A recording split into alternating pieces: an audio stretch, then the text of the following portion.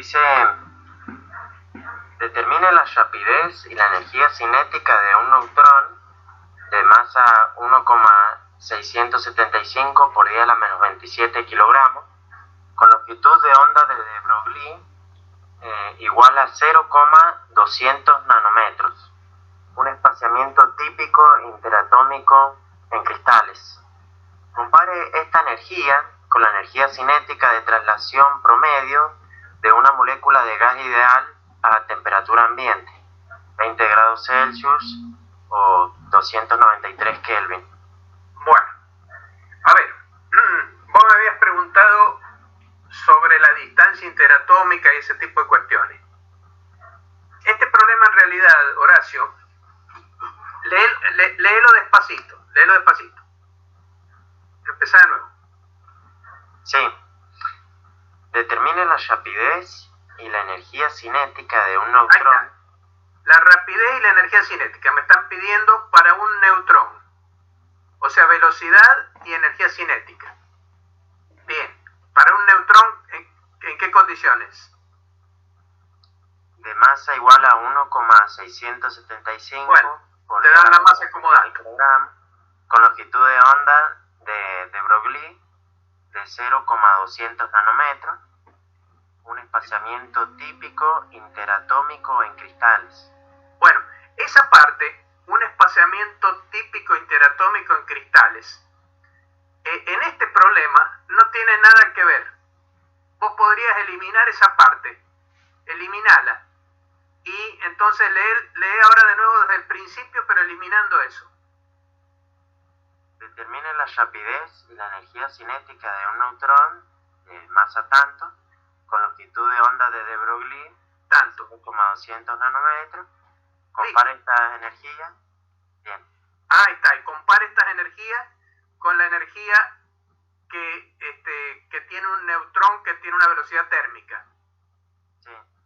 Bueno, te explico por qué este problema, a ver, está planteado de esa manera, por las siguientes razones. O sea, vos lo has tomado de un libro, me dijiste, no sé cómo se llama el libro, o es del Alonso. Física universitaria. Física universitaria. Bueno, ese problema está referido a los que se llaman neutrones térmicos. Te explico qué es lo que pasa. En los reactores nucleares, cuando se produce la fisión nuclear, es decir, es un proceso en que entra un neutrón adentro de un núcleo, lo desestabiliza, el núcleo se parte. Cuando se parte, como son dos núcleos más chicos ahora, pero con carga eléctrica, se repelen y entonces adquieren energía cinética que se empieza a transformar en calor. En ese proceso se liberan más neutrones. Por cada neutrón que hizo esa desestabilización, se liberan 2 o 3. Esos 2 o 3 a su vez van a otros núcleos y los desestabilizan. Pero ¿qué pasa? Para poder desestabilizar, los neutrones tienen que tener una velocidad que sea prácticamente idéntica, como vos has calculado en ese problema, una velocidad que sea prácticamente a la velocidad que tienen los neutrones cuando están a una temperatura, a una cierta temperatura, digamos, no muy alta. O sea, hay que, en cierto modo, frenarlos a esos neutrones. Para conseguir neutrones térmicos, en el interior de un reactor nuclear se colocan sustancias que se llaman moderadores. Los moderadores lo que hacen es bajarle la velocidad a los neutrones que han salido de los interiores de los núcleos para que tengan la velocidad adecuada para producir las nuevas fisiones. Si no tienen esas velocidades, pasan de largo a través del núcleo. Necesitan no ser demasiado rápidos. Eso se llaman neutrones térmicos. Lo que se consigue es ponerlos a una velocidad con una cierta temperatura. Por eso ese problema te está pidiendo a vos comparar la energía que tiene los neutrones.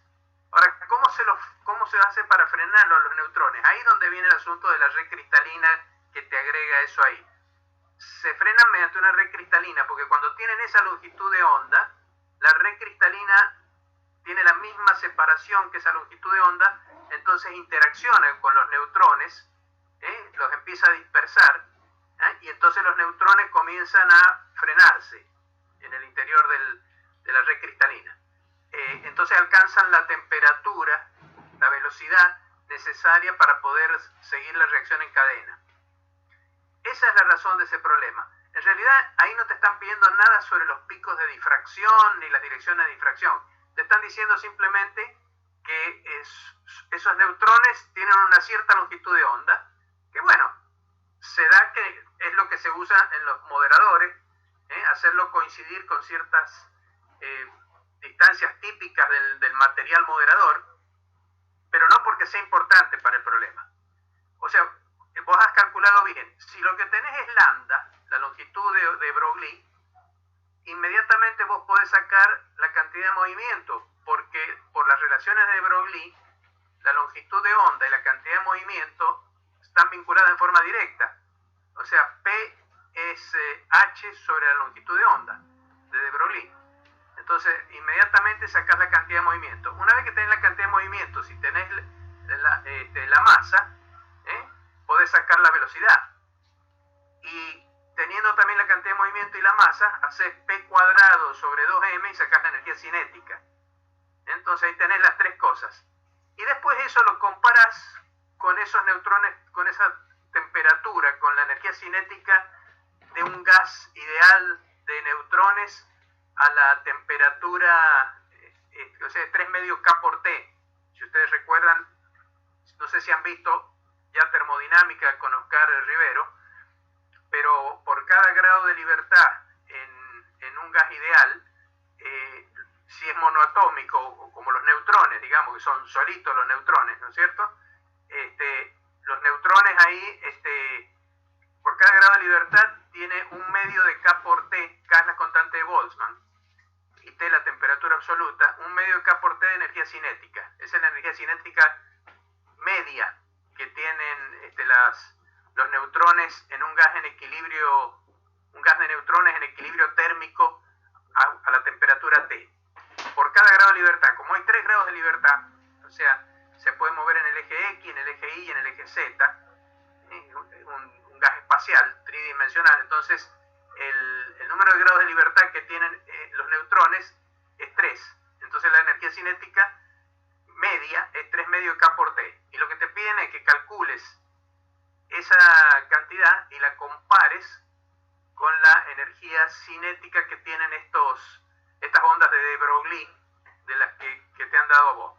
O sea, el problema en realidad no es un problema que incluya difracción de ondas de De Broglie. Es simplemente un problema para vincular los neutrones con,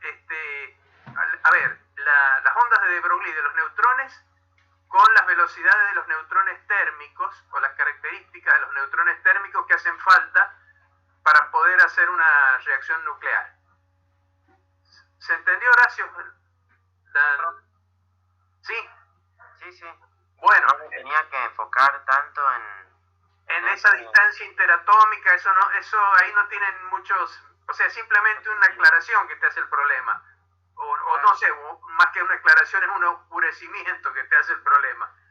Pero no es importante eso para el problema. Con los datos que te han dado, masa del neutrón y longitud de onda de Broglie, vos calculás las dos cosas que te hacen falta: energía cinética y velocidad. Y después la energía cinética la podés comparar con 3 medios de K por T, que es la energía cinética térmica, y fijarte a ver que son más o menos iguales, como vos calculaste ahí en el problema. Bueno, profe. Muy bien. Ahora sí, vamos entonces, pasemos a ver. Yo quería ir justamente al Alonso Fin, por acá lo tengo. Vamos a ver. Una ventanita. Por acá tengo Alonso Fin. Fíjense, justamente acá está eso que le decía recién. Creo que ya lo deben tener todos ahí. Acá está, partículas y campos, el temita. Alonso trae todos estos temas que nosotros estamos viendo, los trae de una forma sucinta, o sea, no dice mucho. Yo estoy haciendo un análisis bastante más profundo porque, bueno, para entender todo esto hace falta analizar bien qué es lo que hay atrás de todo esto. Y si uno lo dice muy tipo mensaje tipo telegrama, por ahí no se termina de comprender bien de qué se trata. Bueno, acá están las relaciones de de Broglie, lambda h sobre p, lo cual significa que si quieren encontrar p, de acá simplemente pasan el lambda dividiendo, que es h sobre lambda. La frecuencia de las ondas de Broglie es la energía E sobre h, recordando que la energía E es en la energía relativista. El libro de Alonso Finn ya es un libro, hay que reconocerlo, es un libro relativamente viejo. Yo lo usé siempre, porque es un buen libro, pero es un poquito viejo. Fíjense que acá dice que el físico francés Louis de Broglie pone 1892 y deja abierto porque todavía no había fallecido. De Broglie ya falleció hace unos cuantos años atrás. Y si ustedes avanzan en este libro a los capítulos de partículas elementales, van a ver que prácticamente recién empieza a introducir la idea de los quarks, con mucha timidez y diciendo estos son todas cosas hipotéticas. Hoy en día estamos bastante más seguros de la presencia de los quarks en el interior de los protones y de los neutrones.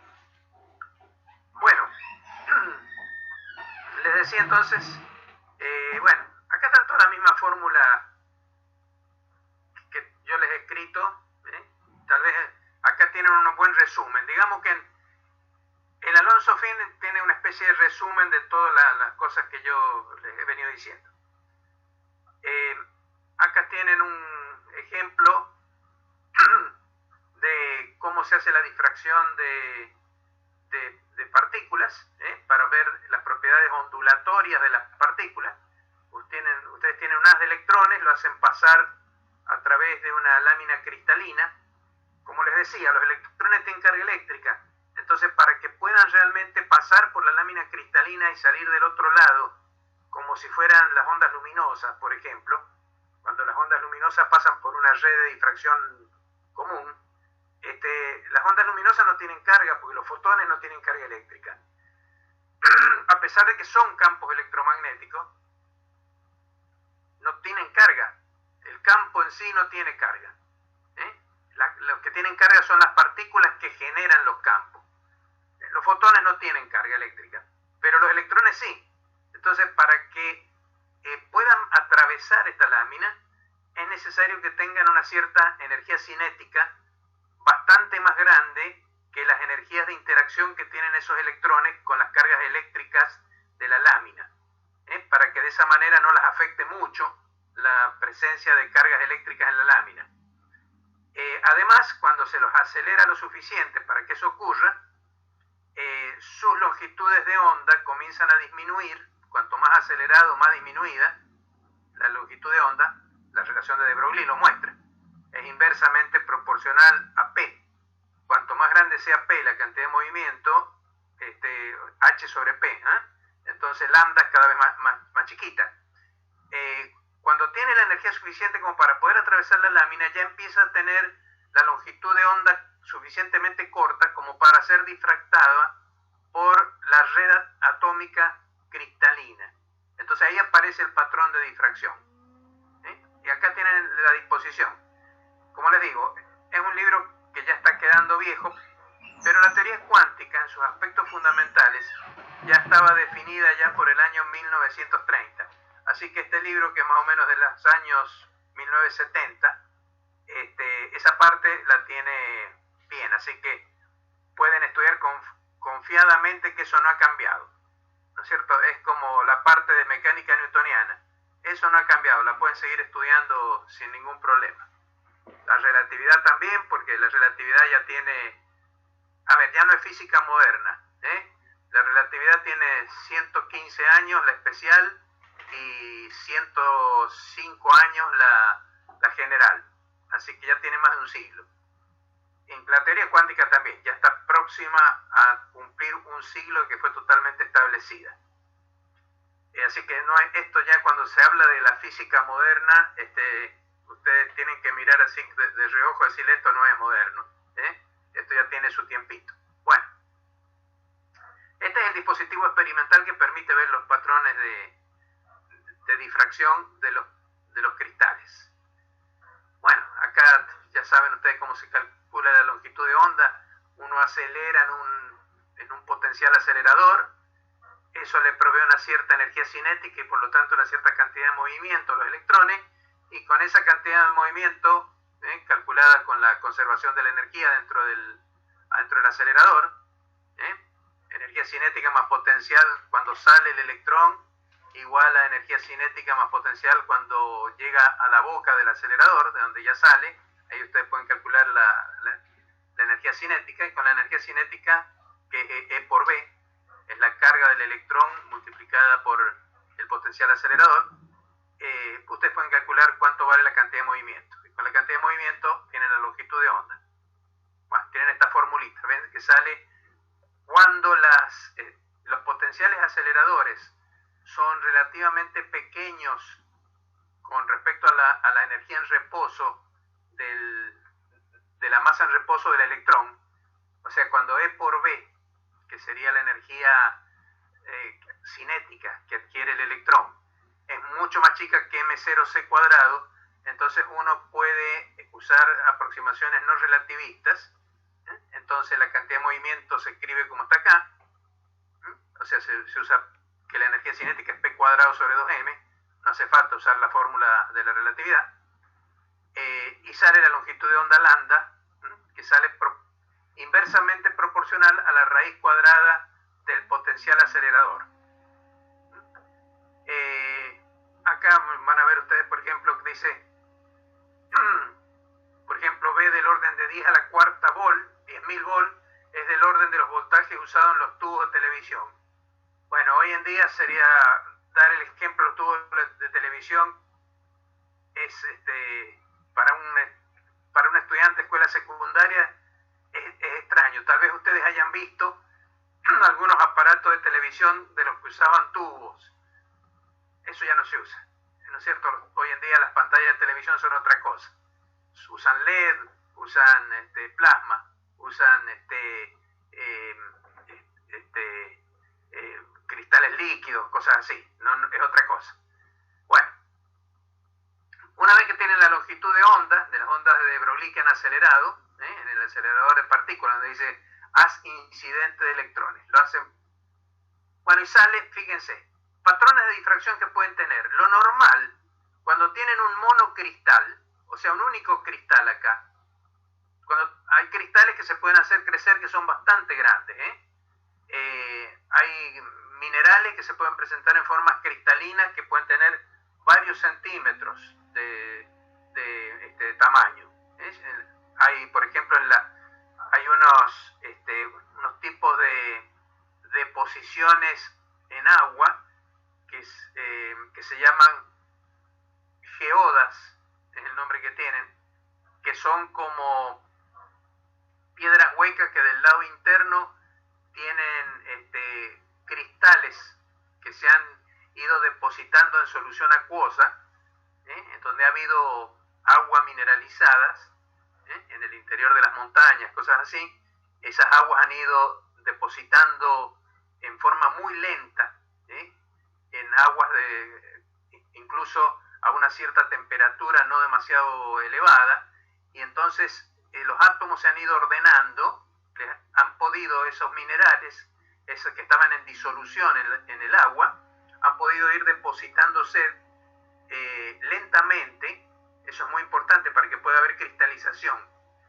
Cuando hay un enfriamiento muy rápido de una sustancia que contiene átomos de un cierto tipo, no consiguen encontrar sus lugares. Sus movimientos se detienen antes de conseguir colocarse en los lugares naturales. Entonces, por ejemplo, una lava volcánica enfriada muy rápidamente es probable probable que produzca obsidiana, que es un vidrio volcánico. No es una estructura cristalina ordenada, sino que son átomos desordenados. Son moléculas de dióxido de silicio desordenada. Eso se llama obsidiana, que no se forman planos con la obsidiana. Cuando la obsidiana se rompe, se dice en forma concoide, es decir, formando superficies curvas. Salen lascas curvadas. En cambio, en una sustancia cristalina, si ustedes la golpean, sobre todo a lo largo de ciertas direcciones especiales que se llaman direcciones de clivaje, ustedes pueden cortarlas en limpio y sacar unos planos atómicos perfectos con las sustancias que son realmente cristales y son verdaderos sólidos en el sentido de la física. Los vidrios no son sólidos. Los vidrios incluso tienen las propiedades de los líquidos, fluyen. Eso está medido en los cristales, en los vidrios de las antiguas catedrales góticas que se hicieron hace muchos siglos atrás, 7, 8, 9, 10 siglos atrás. Los ventanales de esas catedrales, bueno, los vidrios han ido fluyendo y se puede medir la diferencia de espesor entre la base y la parte superior, porque van fluyendo como si fuera una especie de miel muy viscosa, pero a lo largo de los años los vidrios fluyen. Todo depende de las escalas de tiempo. Todo depende de las escalas de tiempo. Así, en geología, si se produce una acción muy violenta, muy rápida, en un tiempo corto, la corteza de la Tierra puede fracturarse y se forman fallas. Ahora, si la deformación es lenta, muy, muy lenta, lo que se pueden formar son, por ejemplo, pliegues, se van deformando, pero sin que se llegue a la ruptura. En la física, los tiempos son a veces una cosa muy importante, incluso en aquellas partes de la física donde el tiempo parece no importar. Pónganle ustedes por caso en termodinámica. En termodinámica pareciera que el tiempo no importa mucho, porque nunca han ustedes analizado cuánto tiempo demora el émbolo en pasar de un volumen a otro, o la temperatura en variar de un valor a otro. Normalmente ustedes lo único que relacionan con la ecuación de estado es presión, volumen y temperatura, que son las variables de estado.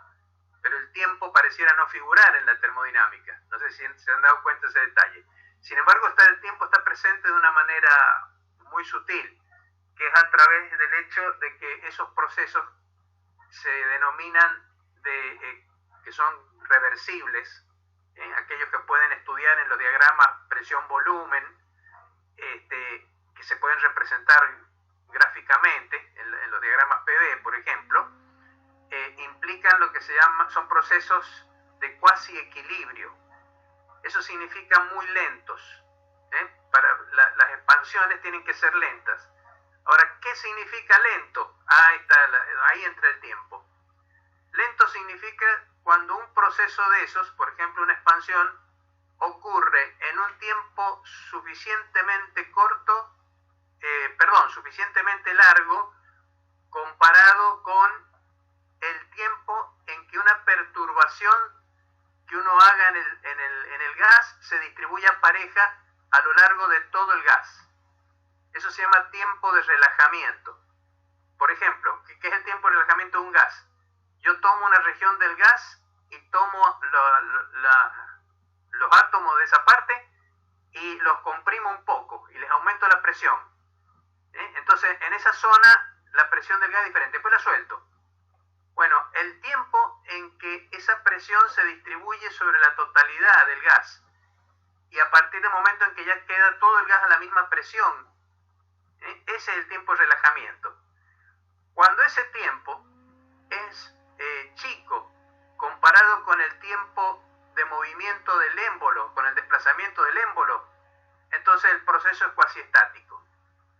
Fíjense, usted está escondido el tiempo en la termodinámica. Ahí el proceso es cuasi estático y el proceso es reversible. Ahora, si se hace una explosión violenta, por ejemplo, yo saco el émbolo con un golpe violentísimo y no le doy tiempo a que se redistribuyan las presiones, entonces no tengo ninguna presión definida, porque tengo una parte donde hay vacío, presión casi cero, una zona donde hay la presión casi la original, y después comienzan una serie de turbulencias cuando el gas empieza a invadir la zona de vacío y entonces no está la presión definida. Ese proceso es irreversible, totalmente. ¿Por qué? Porque ha sido hecho más rápido que el tiempo de relajamiento de los procesos. Bueno, con los sólidos pasa exactamente lo mismo.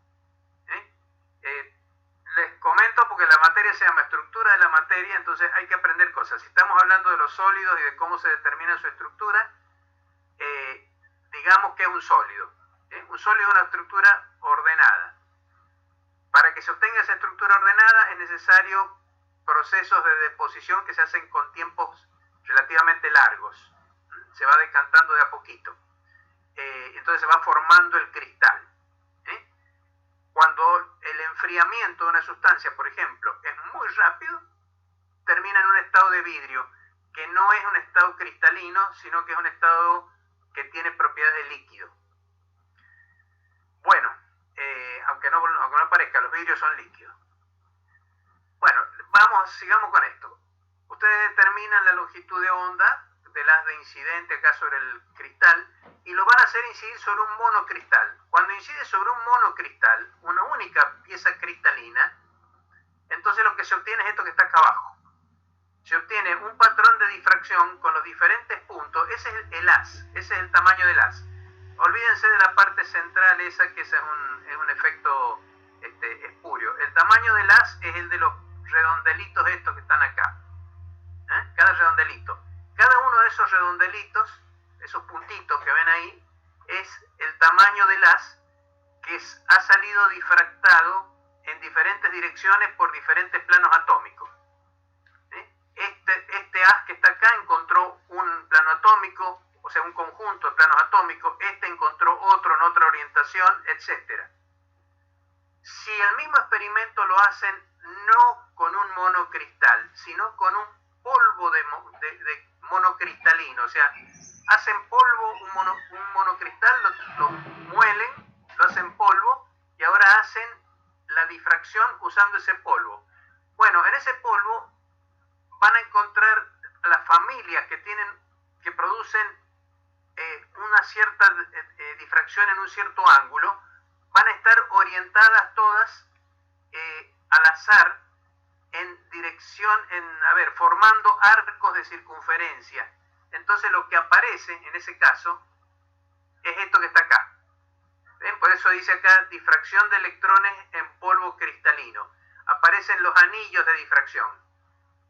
Y esto es muy, muy parecido al patrón de difracción que se produce, por ejemplo, por la luz, por una abertura circular.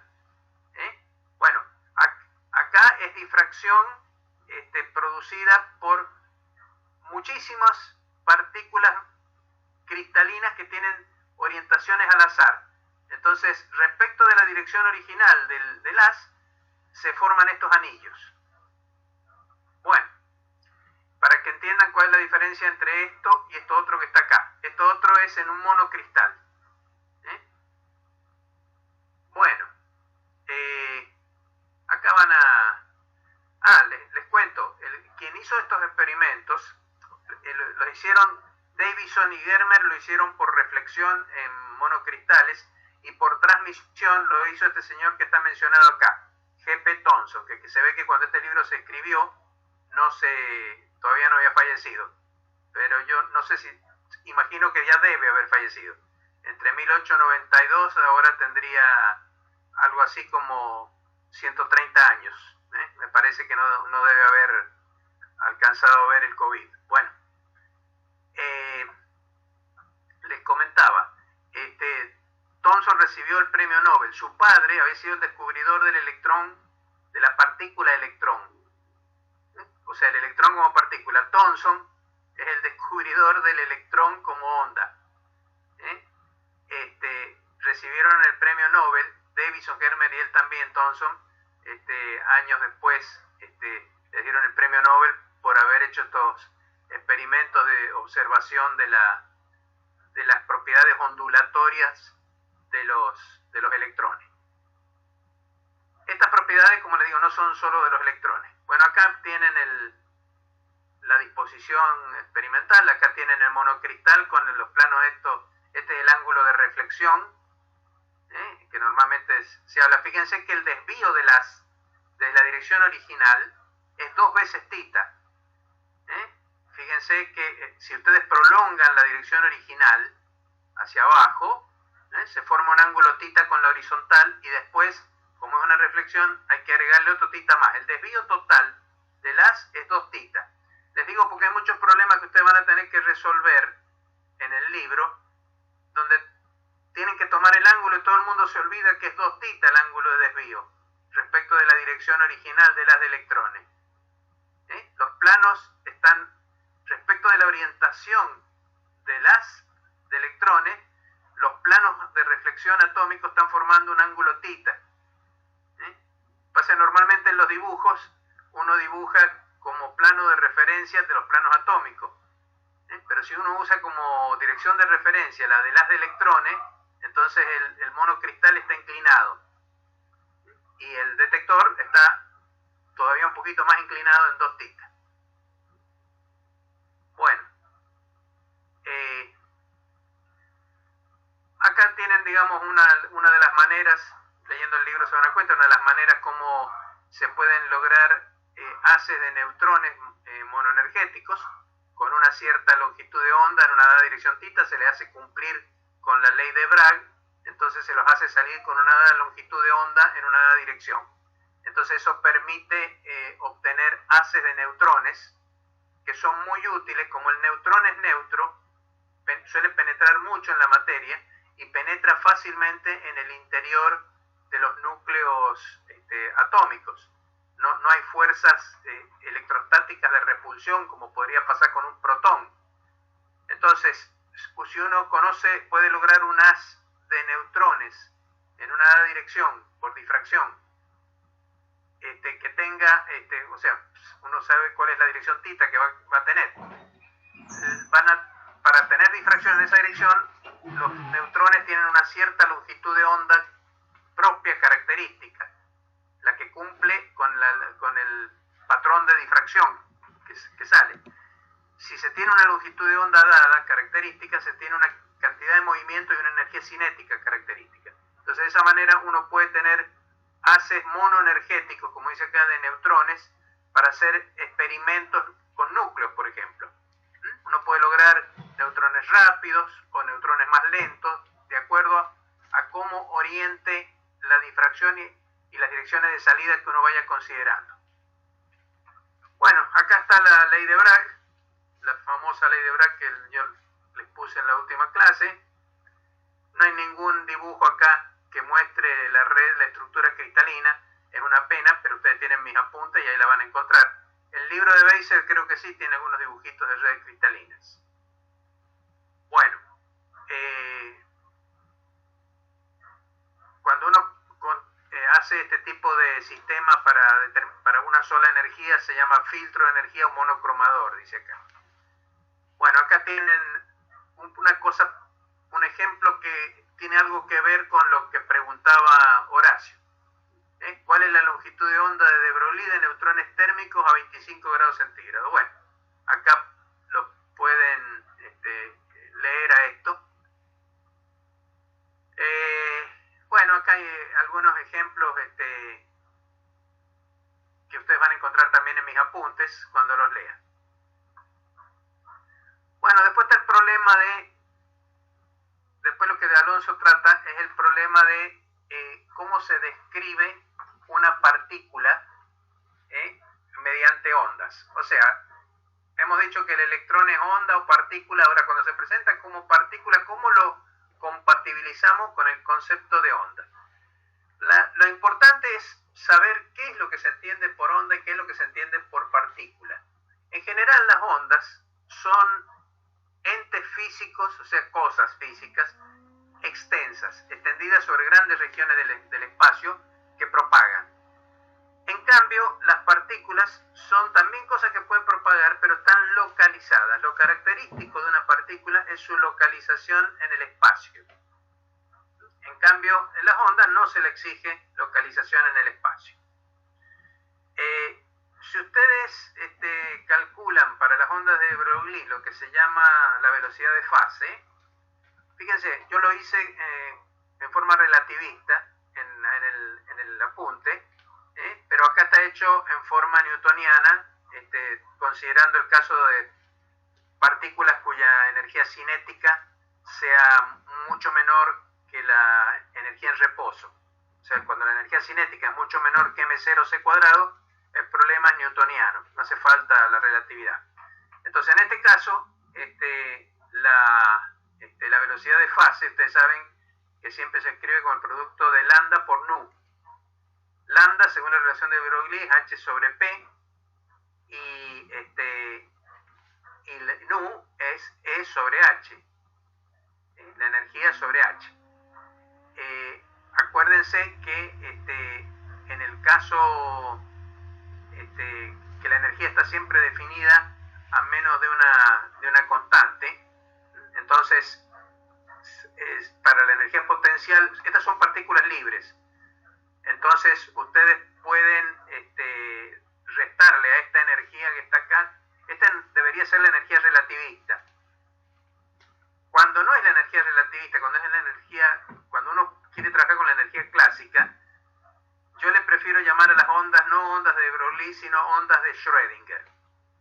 ¿Por qué? Vamos a ver más adelante, un poquito más adelante, que sobre la base de lo que hizo de Broglie, Schrödinger hizo una teoría para partículas ligadas, ya no libres, sino ligadas, buscando cómo se modificaban las ondas de Broglie cuando aparece una fuerza externa sobre la partícula, pero la hizo en el límite no relativista. Entonces ahí la energía que importa es la energía cinética, que es lo que acá va a usar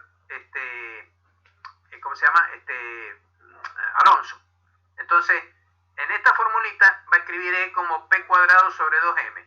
El H se le fue, arriba y abajo. P cuadrado sobre 2M es la energía cinética, la divide en P, le queda P sobre 2M. P es M por B. Entonces esto se le va la M y le queda un medio de B, donde B es la velocidad de la partícula. O sea que la velocidad de fase de las ondas de Broglie, que son lambda por nu, le sale un medio de la velocidad de la partícula. Es decir, no es igual a la velocidad de la partícula. Las ondas de Broglie, incluso en el límite no relativista a bajas velocidades, no viajan con la velocidad de la partícula. Entonces, una onda de Broglie pura no puede describir el movimiento de una partícula, porque no coincide con su velocidad. Esa es la razón por la cual se vio que para poder describir una partícula, lo primero que hay que pensar es que hay que localizar el objeto. Tiene que ser un objeto localizado. Y la única manera de poder hacer eso es con una interferencia de ondas, de tal manera que se forme un paquetito de ondas en una cierta región del espacio. Cuando eso se hace, el paquete de ondas no propaga con la velocidad de fase, sino que propaga con la velocidad de grupo. Cuando se dice grupo, ¿qué grupo de qué? Grupo de ondas. O sea, uno toma un montón de ondas, las hace interferir, es un grupo o paquete de ondas, y se forma entonces un campo que tiene cero en todas partes, menos en una región pequeña, que es donde está localizada la partícula. Y bueno, uno lo que ve es que la velocidad de grupo, de ese grupo, la velocidad con que propaga ese paquete, no es E sobre P, como es fíjense, la velocidad de fase es E sobre P, la energía cinética sobre P. En cambio, la velocidad de grupo es la derivada de E respecto de P. Y E vale P cuadrado sobre 2M, es la energía cinética en este caso. Si lo derivo respecto de P, me queda el P cuadrado, me queda 2P, se me tacha el 2 arriba y abajo, me queda P sobre M, que es B. Es decir, la velocidad de grupo del paquete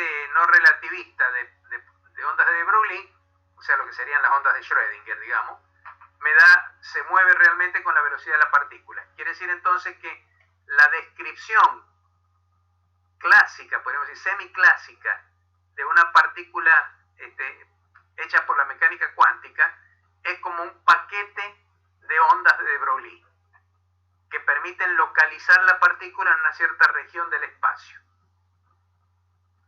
Bueno, eso nos va a llevar a hablar del principio de indeterminación de Heisenberg para la posición y el impulso.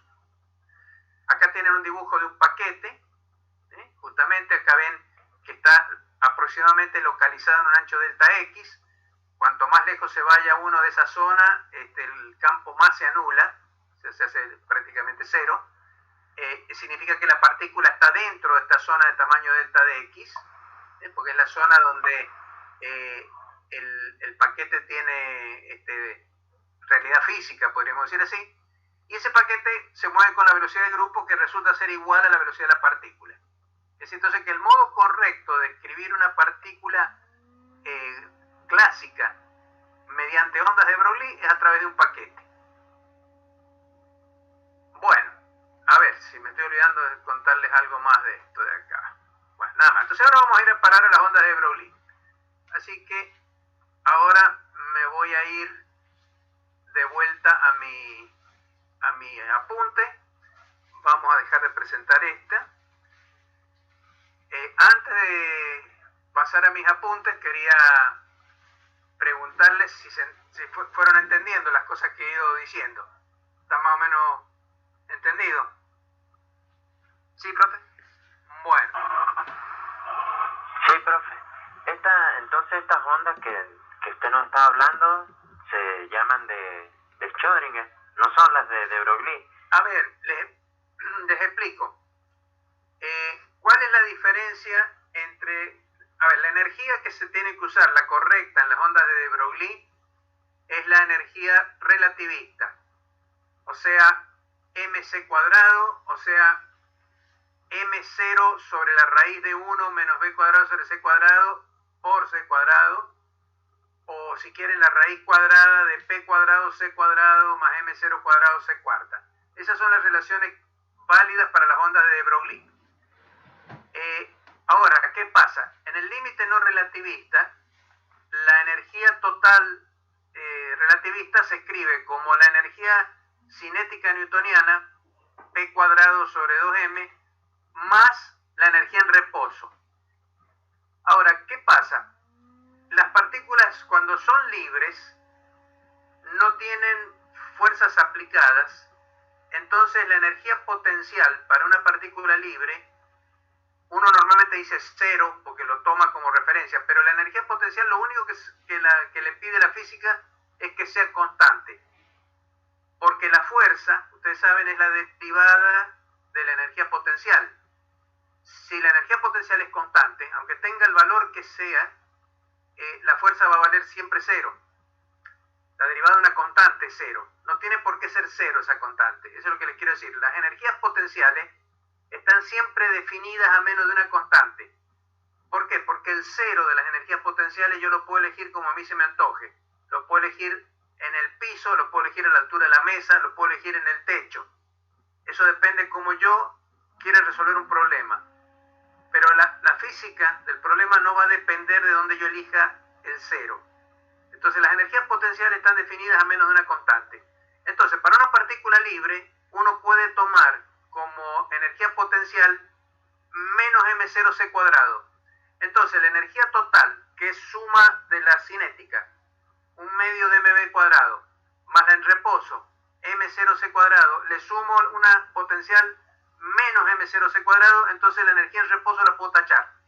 Y me olvido de la energía en reposo.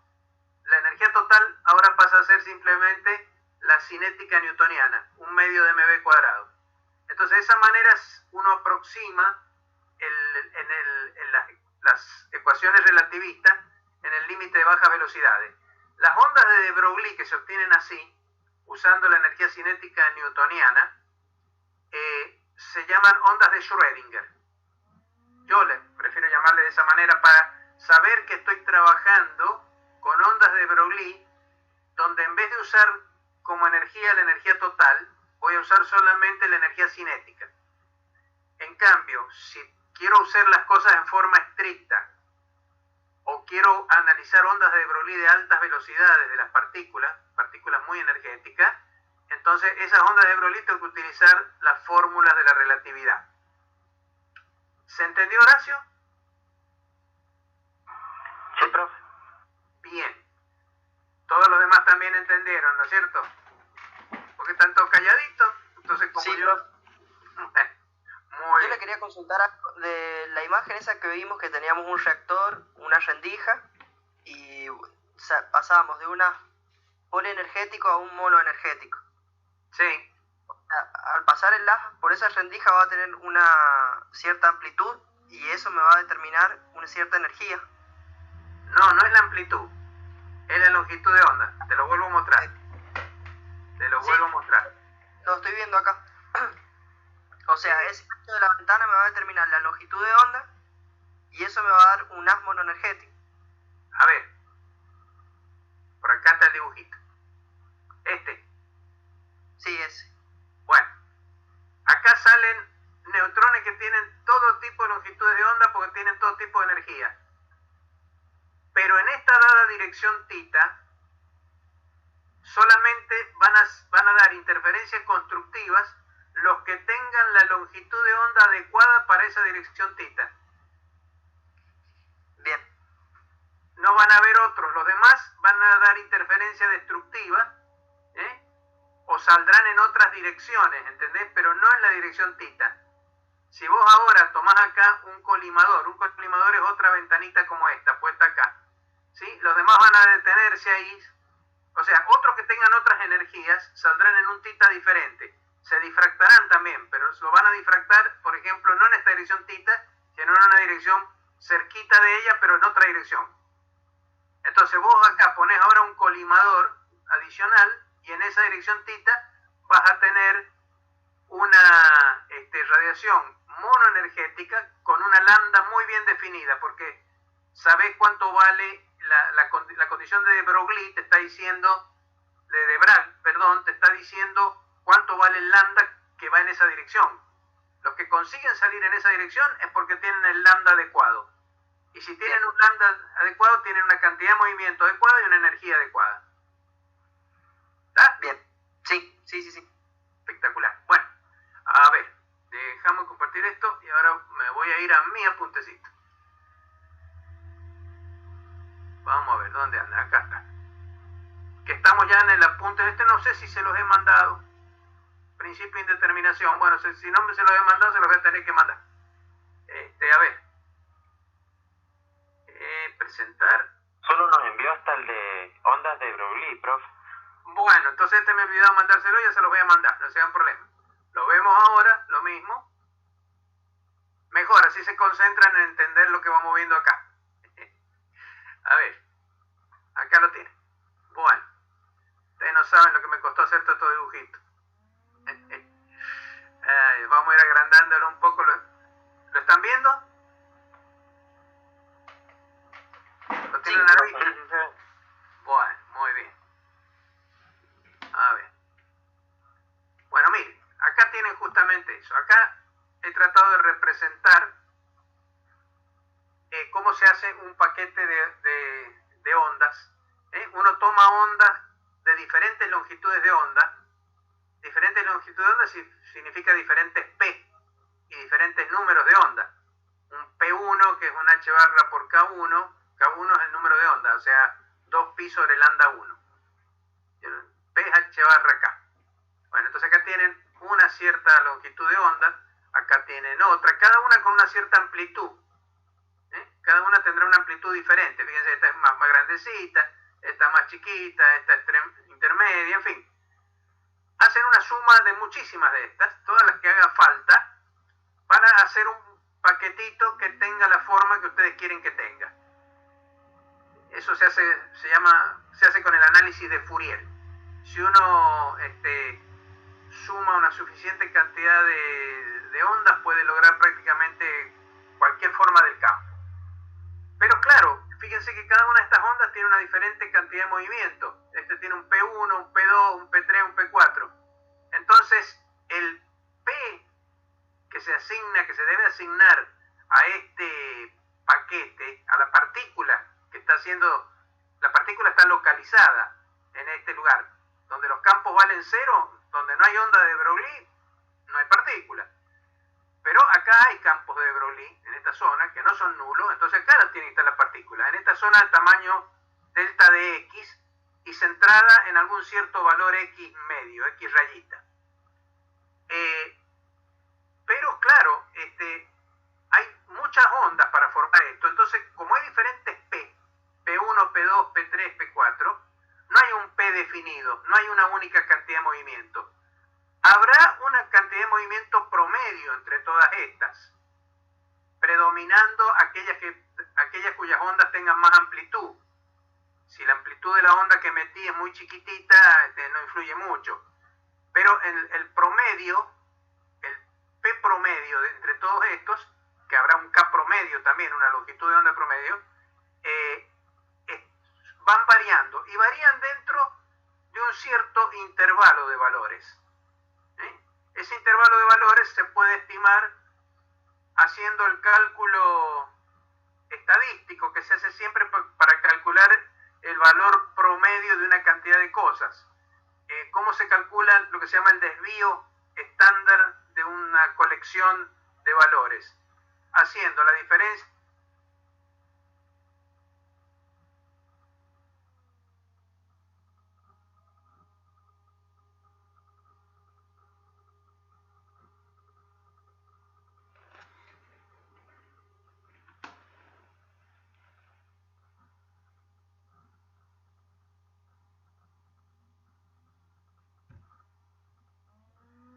de la curva de distribución de Maxwell-Boltzmann.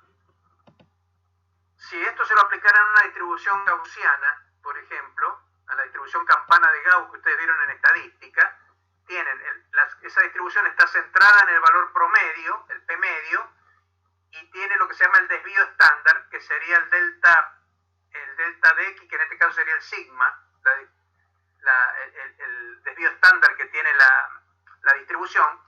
Bueno, es esto, simplemente. Entonces, los impulsos que forman un paquete tienen un valor medio y tienen también un cierto ancho de distribución. Están ubicados en un cierto tamaño. Y lo mismo pasa en cierto modo con la posición de la partícula, con la onda, con el paquete de onda. El paquete de onda está definido alrededor de un valor promedio, X medio, dentro de un cierto ancho delta de X. Entonces fíjense que hay un valor promedio en X, un valor promedio en P, un ancho delta X y un ancho delta P. Muy bien. Acá está escrito matemáticamente esto que yo he hecho acá pictóricamente. O sea, el dibujito tiene un correlato matemático. Acá tienen ustedes, no se asusten por el 1 sobre 2 pi h raíz, esto que está acá. Esto simplemente se pone para que estas ondas que estamos trabajando se ajusten matemáticamente a los teoremas del análisis de Fourier. Pero como acá hay una función desconocida que estas ADPN, ustedes pueden imaginar que esta cosa está absorbida acá adentro, podrían no haberlo puesto directamente. Entonces, el paquete de ondas, esta función psi de xt, la onda, es una serie de ondas de Broglie. Acá están escritas las ondas de Broglie puras. Estas son ondas armónicas, senos y cosenos, corresponden al dibujo, a la parte izquierda del dibujo. Aquí ven las variaciones senos y cosenos. Bueno, eso es el E a la I sobre H barra. Esta es la onda. Cada una con una amplitud, y están sumados sobre todas las ondas, sobre todos los valores de P. Y acá está escrito como, claro, el número de ondas varía en forma continua, la longitud de onda es una variable continua, entonces el cálculo estrictamente no se hace sumando una sumatoria como si fuera una serie, sino que se calcula como una integral de ondas de de Broglie, cada una con una amplitud para cada valor de P, e integrado sobre todos los P posibles. Esto es la expresión matemática de un paquete de ondas. La función ADP, si uno consigue determinarla, se dice que uno ha hecho el análisis de Fourier. Bueno, ustedes lean después acá cuidadosamente el texto, les está diciendo lo mismo que les acabo de decir yo recién. Entonces, acá hay dos funciones que son interesantes. Una es la psi de x, de psi de x al tiempo t, y acá tienen también la función ADP. La función ADP es la que me dice cuáles son las ondas que intervienen. Si la función ADP, que es la función de amplitud, vale 0 en alguna zona, entonces ahí no hay ondas en esa parte, en el espectro.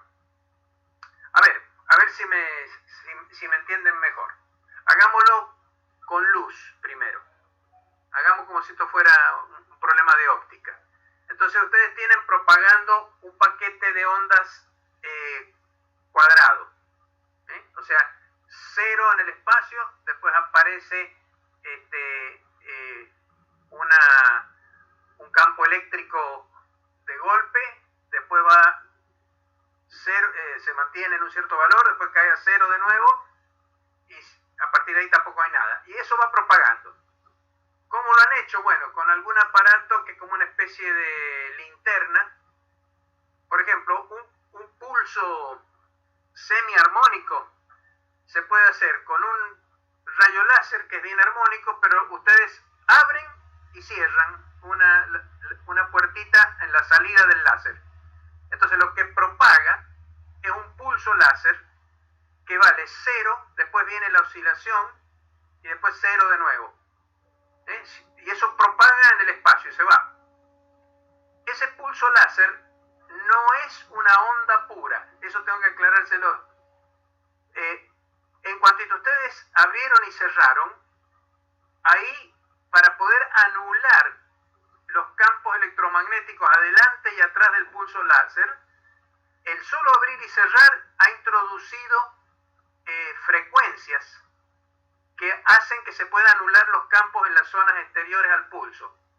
No es una onda perfecta, porque la onda sinusoidal perfecta, pura, va desde menos infinito a más infinito. Uno puede lograr en el laboratorio buenas aproximaciones, por ejemplo, abriendo el obturador, uno tiene el rayo láser y espera un tiempo largo para hacer los experimentos, y después que termine los experimentos espera un rato largo hasta apagar el láser. Entonces ahí prácticamente es tan largo el pulso que se parece mucho a una onda sinusoidal que fuera de menos infinito a más infinito. Pero de todas maneras, todo pulso láser es finito en espacio y en tiempo. No es una onda sinusoidal pura. Entonces, aunque uno no lo quiera, por el solo hecho de abrir y cerrar una ventanita para permitir el pulso, uno le metió componentes que hacen que haya que descomponer el pulso ese en el análisis de Fourier para saber cuáles son esas componentes. Dicho esto,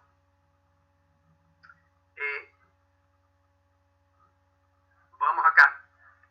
Les digo, en esta función de amplitud me dice entonces cuáles son las componentes que entran en un pulso cualquiera. Si en algún lugar me dice cuáles son, donde ADP es más grande, eso significa que esas componentes, acuérdense que P está relacionado con K y K con la longitud de onda. Para ciertas longitudes de onda, esta amplitud hace grande, entonces esas longitudes de onda intervienen en el pulso. Donde ADP se hace chiquitito o 0, entonces esas longitudes de onda no intervienen en el pulso, no han sido usadas para construir el paquete. Entonces la función ADP tiene que ver con la distribución estadística, podríamos decir así, probabilística, de las cantidades de movimiento que intervienen en la construcción del pulso. En un dado pulso habrán ciertas de estas que intervienen más, entonces eso lo da la función ADP. Me dice cuáles son las que intervienen más y cuáles son las que intervienen menos en formar el paquete. Entonces, ADP tiene que ver con la distribución de los impulsos. ¿Cuáles son los impulsos que intervienen y cuáles no? Y de la misma manera, en cuanto a la posición de la partícula, lo que tiene que ver con las diferentes posibilidades de encontrar a la partícula, donde es la función esta psi. Se le da el nombre de función de onda, aunque no sea una onda armónica, una onda sinusoidal pura, pero se le llama función de onda. Donde la función de onda vale 0, no hay probabilidad de encontrar a la partícula. Y donde es distinta de 0, en esta zona central, es donde la partícula está.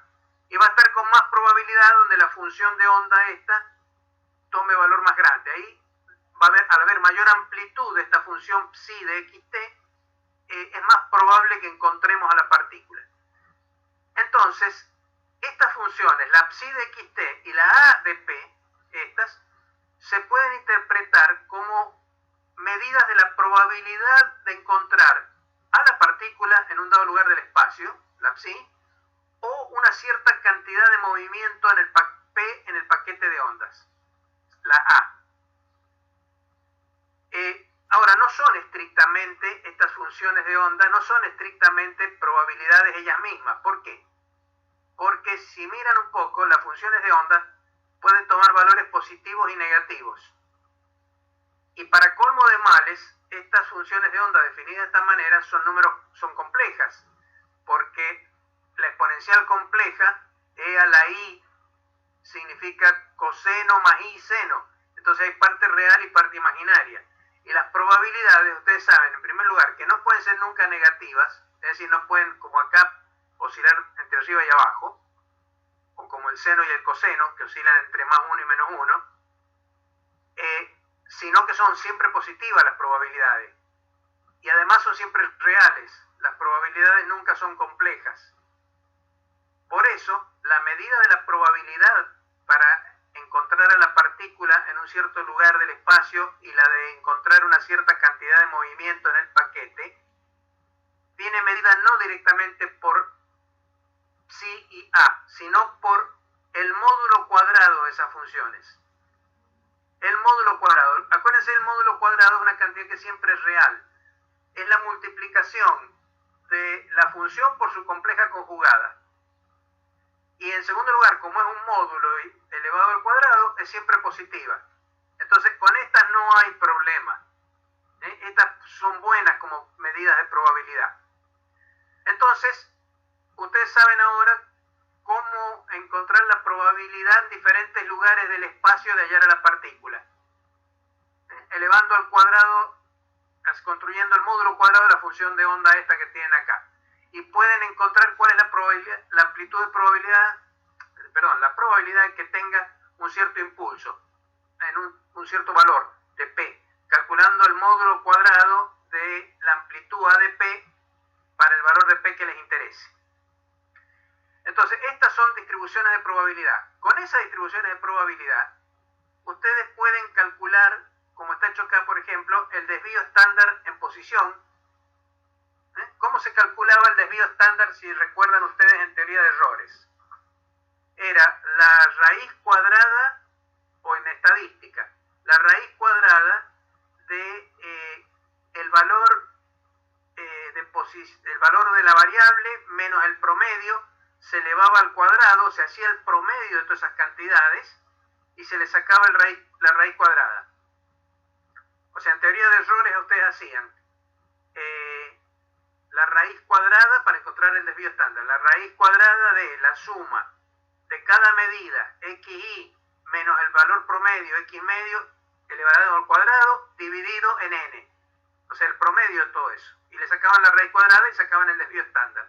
Bueno, esto es lo mismo, está escrito acá, salvo que bueno, acá está desarrollado el cuadrado del x menos x medio al cuadrado, y entonces sale esta formulita que es la que se suele usar más en estadística, que el desvío estándar es la raíz cuadrada del valor medio de x cuadrado menos el valor medio de x al cuadrado. Fíjense que están intercambiados el cuadrado y el valor medio, no es lo mismo. No es lo mismo x cuadrado medio que el valor x medio al cuadrado. Si fueran lo mismo, esto daría siempre 0, y el desvío estándar no tiene un cierto valor. Para la distribución de los impulsos, que viene dado por la función A, es lo mismo. El cálculo se hace de la misma manera usando como distribución de probabilidad A de P. Acá abajo está mostrado cómo se calcula eso. ¿Cómo se calcula el valor X medio estadístico de cualquier, de cualquier función? Haciendo los valores de la coordenada multiplicado por la probabilidad y sumado sobre todas ellas, dividido la suma de todas las probabilidades. Acuérdense cómo se hace en estadística. El valor medio de una cantidad X es la sumatoria de las probabilidades P sub I por la cantidad XY dividido la suma de todas las probabilidades. Es lo mismo que hacían ustedes en estadística. Es lo que se llama valor medio o promedio de una cantidad. Es lo que hacen cuando calculan la nota promedio que ustedes tienen en los estudios. Toman cada una de sus notas, que son los XY, lo multiplican por el número de veces que tienen esa nota. Esa es la probabilidad de haber tenido esa nota. Suman todo eso, cada nota multiplicada por la cantidad de veces que aparece, y lo dividen en la suma de todas las veces que aparecieron todas las notas, el número total de notas, y que sacan de ahí el promedio general que tienen en la carrera. Bueno, es lo mismo. Acá tienen el cálculo del X medio, conociendo, a ustedes les dan un paquete de ondas, supongámoslo, lo vamos a hacer en tiempo cero. En tiempo cero. Entonces tomamos la función de onda que nos han dado. Entonces, o sea, esta función, este paquete que está acá, esta oscilación que está ahí. Entonces le hacemos el módulo cuadrado, multiplicamos por X, bueno, y hacemos esta cuentita que está acá y sacamos el valor X medio. Para el X cuadrado medio, bueno, elevamos el X al cuadrado, lo multiplicamos por la probabilidad, es lo mismo, en vez de hacer la probabilidad, el valor medio de X, hacemos el valor medio de X cuadrado. Con estos dos valores ya tengo el valor promedio acá, pero con las formulitas de arriba, si tengo el X cuadrado medio y tengo el X medio cuadrado, puedo calcular el desvío estándar. Entonces puedo conocer todos los parámetros estadísticos. Acuérdense que los parámetros estadísticos de una distribución probabilística son el valor medio. Acuérdense, había tres cosas: media, mediana y moda, pero lo normal es que la media, la mediana y la moda, si la función es probabilística,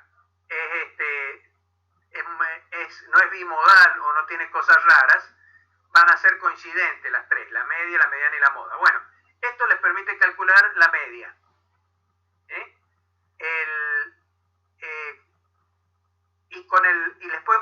Les permite calcular también el desvío estándar, que tiene que ver con el ancho de la distribución. Y si ustedes siguieran con X cubo en vez de X cuadrado, acá han parado en X cuadrado, X y X cuadrado pues son las más importantes, pero si siguieran con X cubo, X cuarta, pueden obtener los otros parámetros estadísticos, que se llaman sesgo, que tiene que ver con si la curva está más tirada para un costado que para otro, la curtosis, que tiene que ver con si está más inclinada o cuán achatada es en los extremos o no. Entonces la forma de la distribución va siendo descrito por todos estos parámetros en forma, podríamos decir así, secuencial, dando cada vez más precisión. Cada parámetro va diciendo, mire, su curva de distribución, la que dice cómo son las posiciones o cómo son los impulsos, está centrada en tal lugar, tiene tal ancho, está un poquito asimétrica hacia la derecha, está un poquito aplastada en la parte izquierda. Los diferentes términos esos le van a permitir decir cómo es la distribución total. Normalmente, en estadística, uno se queda solamente con la posición media y el ancho, como se hace en teoría de errores. Cuando uno mide una variable, obtiene lo que se llama el valor medio, el valor medio de la variable medida, y le pone el error, que es un primer parámetro estadístico. Pero uno podría seguir con otros parámetros estadísticos, porque el error tiene error. Entonces uno podría, y a su vez el error del error tiene error, porque es estadístico. Pero normalmente uno se contenta con los dos primeros parámetros, nada más. Bueno, entonces Entonces, tenemos dos funciones importantes acá. Miren, acá he puesto el valor de la función de onda en t igual a 0. Allá arriba lo definí para un instante de tiempo cualquiera, tomé el paquete completo, pero si tomo t igual a 0 acá, en esta fórmula, tomo psi de x 0, entonces tomo t igual a 0, se anula esto que tiene la energía total en función de p. Acuérdense que la energía es la raíz cuadrada de c cuadrado p cuadrado, entonces es la función de p. Pero si tomamos t0, eso se va. Entonces, ¿qué me queda? La psi de x0 en el instante inicial, la función de onda en el instante inicial me queda escrita así. Y esto que está acá se llama integral de Fourier en matemática. Y hay un teorema, ¿sí?, que dice cómo se puede calcular la función a de p, que está acá, si yo conozco la función psi de x. Es decir, si yo conozco el paquete, yo puedo saber cómo son las amplitudes de las ondas que las componen al paquete. ¿Qué dice el teorema de Fourier? Está escrito acá abajo. Dice que a de p es esto. Miren la de arriba y miren la de abajo. Van a ver, fíjense, la de arriba es una integral en p de una función a de p y la de abajo es una integral en x de la función psi de x. El factor que aparece es el mismo, salvo que está cambiado el signo. Acá aparece positivo y acá aparece negativo, pero es totalmente simétrico. Por eso yo le agregué el factor 1 sobre raíz de 2 pi h, para que estas dos fórmulas fueran iguales. Entonces, ustedes ven que las dos funciones están estrechamente vinculadas. Una y otra son transformada y antitransformada de Fourier. Si parten de la función psi de x, sacan la a de p. Y si tienen la a de p, pueden sacar la psi de x. A ver, si tienen la a de p, sacan la psi de x. Y si tienen la psi de x acá abajo, sacan la a de p haciendo esta integral. Quiere decir entonces que ambas funciones, por un lado, me dan la distribución de posiciones posible para una partícula y la distribución de impulsos de las ondas de de Broglie que componen esa partícula.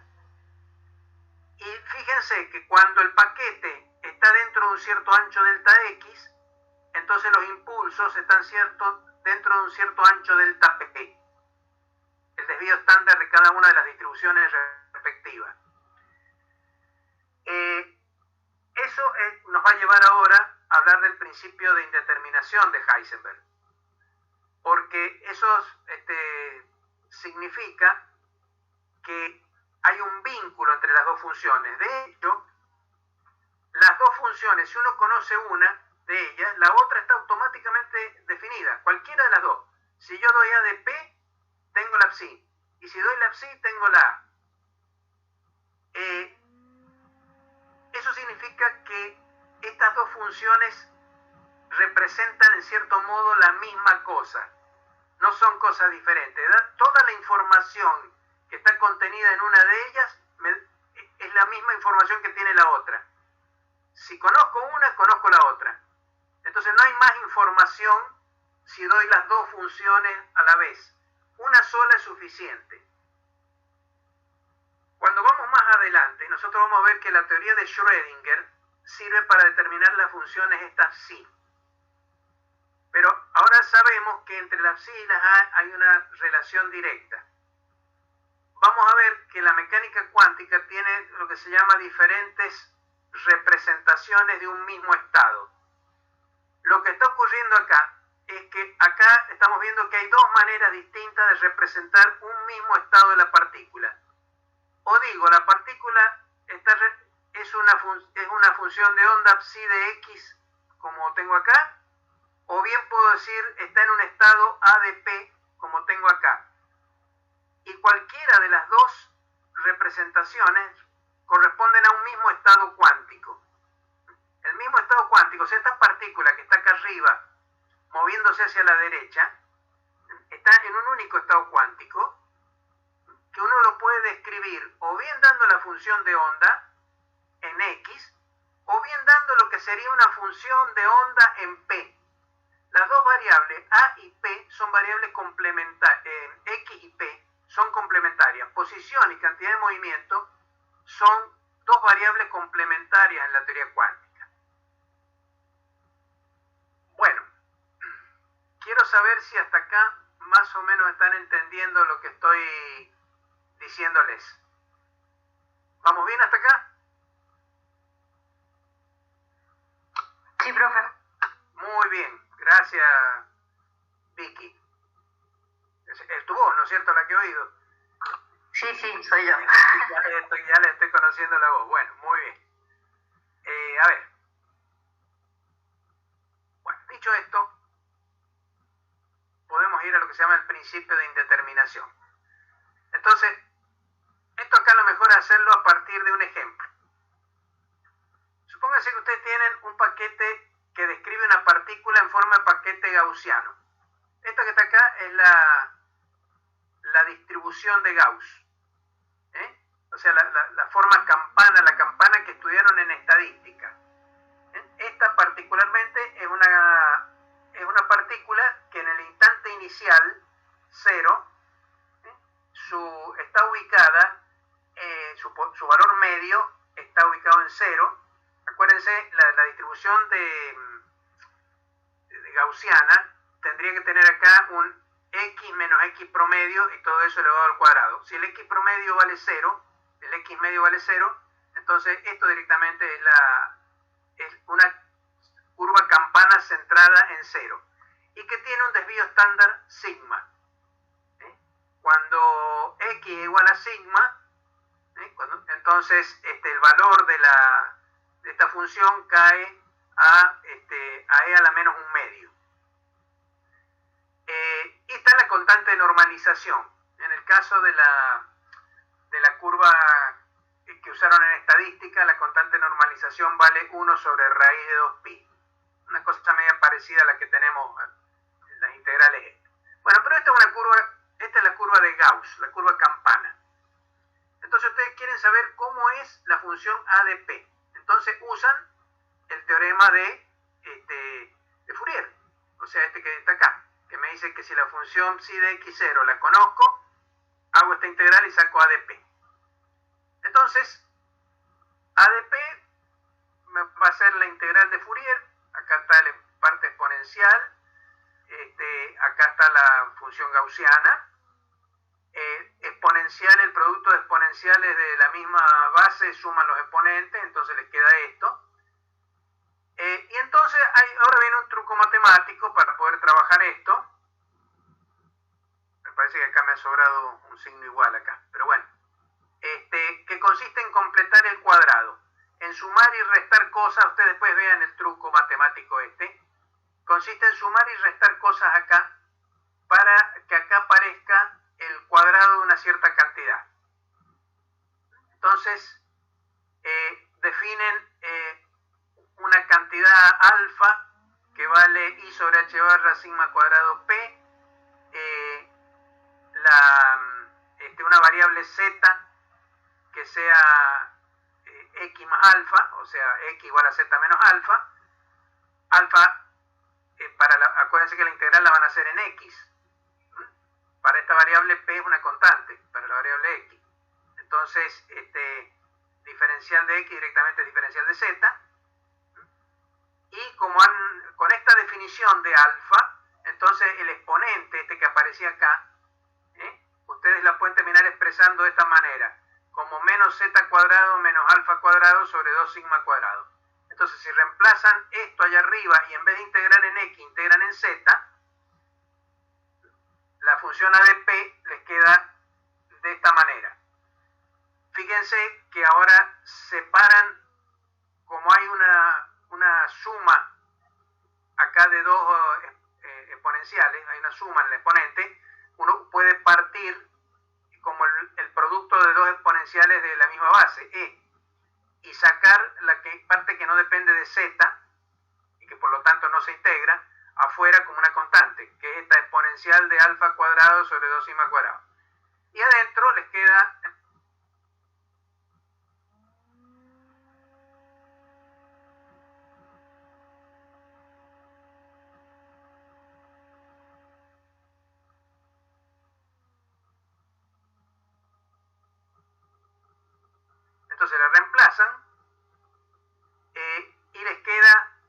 función A de P determinada finalmente.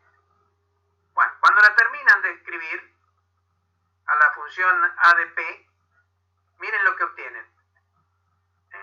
Es la misma, es también una función, pero hay que ponerlo en función de la función alfa, ¿no? Acá está, es esta final que está acá. A de P es C', C' está acá, que es toda una constante, por una función gaussiana de P. Ahora aparece una cosa muy parecida a la gaussiana en X original. Si me permiten, la muestro de nuevo. Esta que está acá original, esta, aparece una cosa muy parecida, pero la A de P es función de P. Acá la tiene. Y el desvío estándar es levemente diferente. El desvío estándar de esta función está relacionado, el desvío estándar, el sigma que aparece ahí, a ver, el desvío estándar acá lo tienen abajo. La función psi de x al cuadrado, le sale esto. Entonces el desvío estándar vale sigma sobre raíz de 2. Y la función A de P al cuadrado, calculen el módulo cuadrado, o sea, multipliquen por la compleja conjugada y calculen. El A de P cuadrado es la constante C' cuadrado por esta otra función gaussiana en P. Una es función gaussiana en X, la otra es función gaussiana en P. Y los desvíos estándares son, para una es sigma sobre raíz de 2 y para la otra es h barra sobre raíz de 2 con el sigma abajo.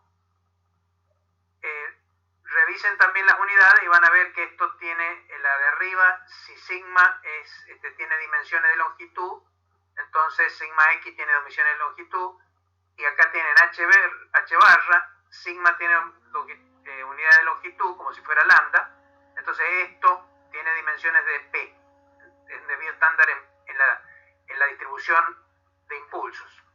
Entonces, ¿qué pasa? Que si multiplico el sigma x por el sigma p, para el pulso gaussiano resulta que los desvíos estándares, que se consideran la zona, el ancho de cada una de las distribuciones, el delta p y el delta x del ancho que yo había dibujado más arriba en los dibujitos, están relacionados mediante esta relación que está acá, que dice que delta p por delta x es igual a h barra sobre 2. Se puede demostrar que para el paquete gaussiano, que si el paquete es gaussiano, esta es la relación menor de todas las posibles. Para cualquier otro paquete que no sea gaussiano, entonces el producto de delta p por delta x va a salir mayor que esto. Bueno, esta expresión que está acá, que esto es una consecuencia general de la teoría de las ondas.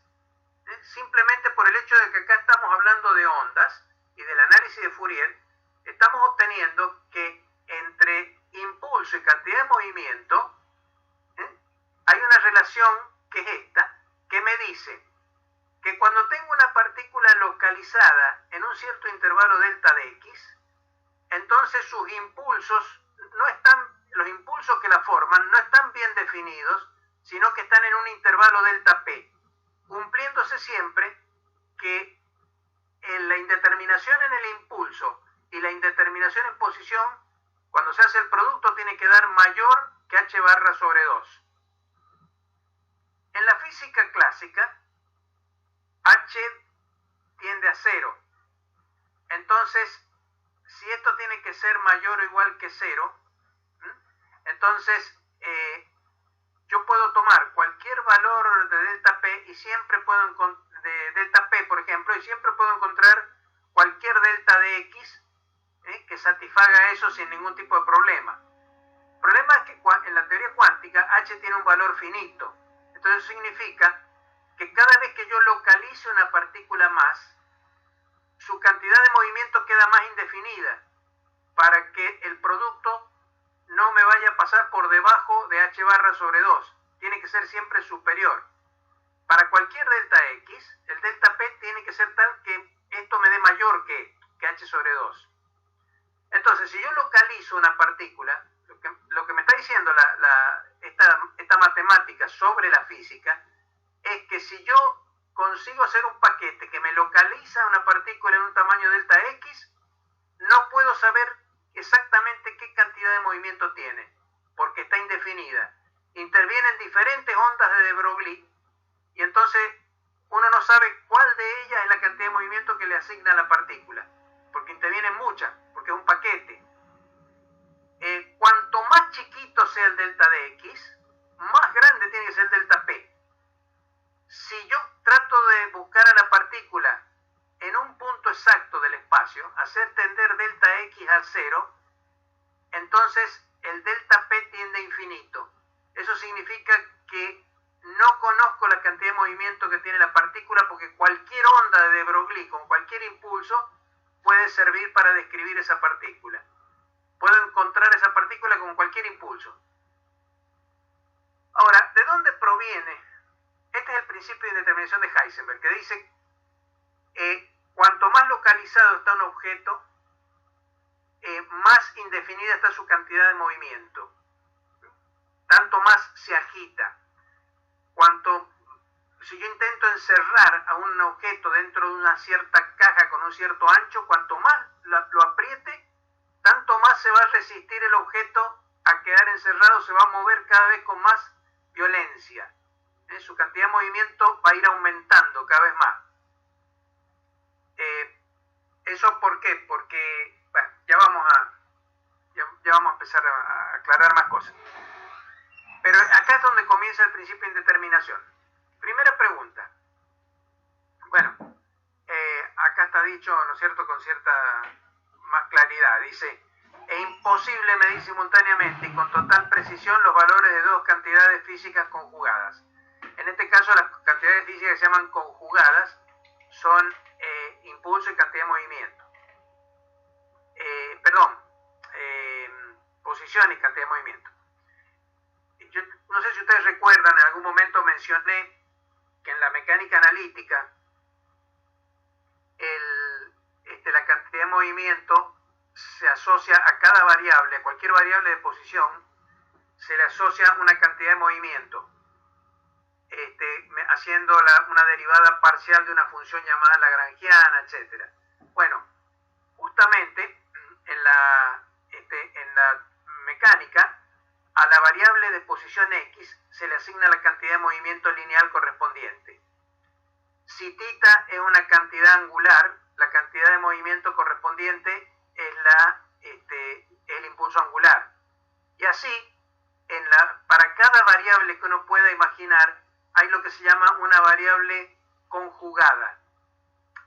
La palabra conjugada, lo mismo que cuando uno conjuga verbos, significa hacer jugar en común.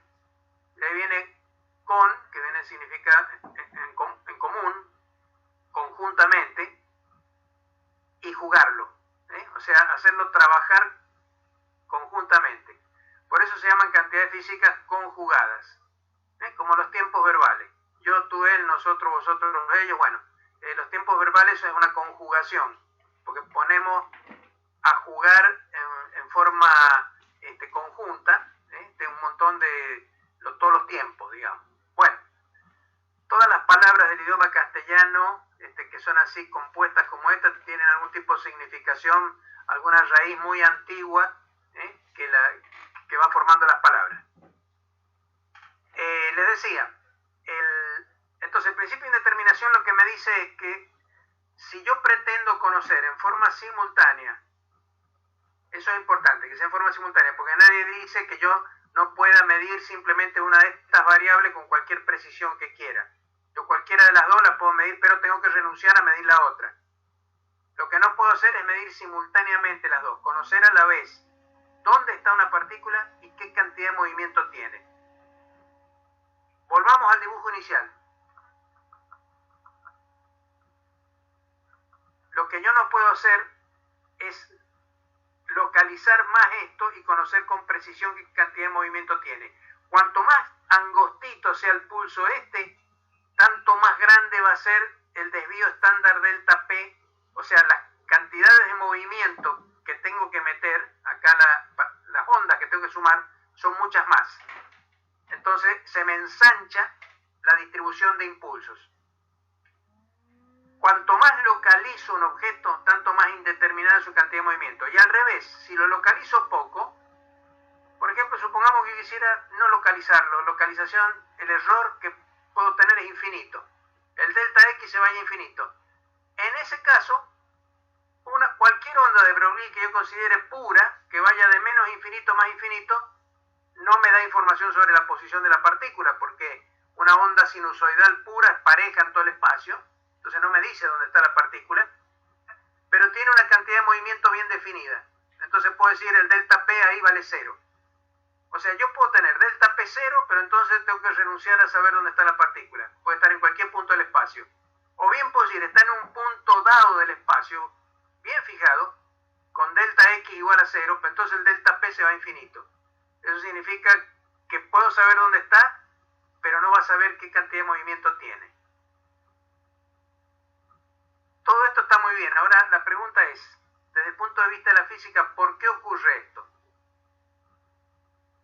Bueno, la razón está en que, bueno, acá tienen, a ver, aclaremos una cosa, esto yo lo hice en una dimensión.